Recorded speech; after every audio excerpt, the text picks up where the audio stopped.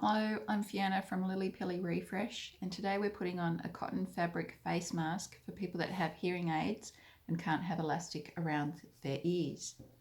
So it's basically the same tri-fold design for the other masks, and it's got an embroidered cross where you put your nose and you shape that soft tie to your nose.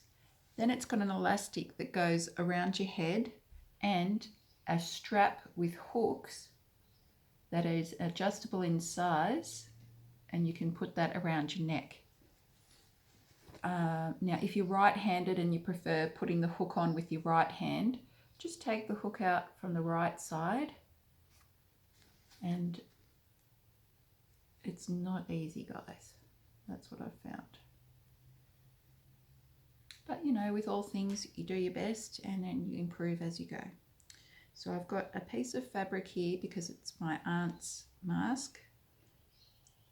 I put it over my nose, over the crown of my head, the elastic. Then I get the strap and I put it around my neck. Now face the hook down and then find the ribbon part and place it in like that. Now because it's adjustable, if you want to take it in a bit, you just pull it here. So just find where it splits and pull it tighter. That's it.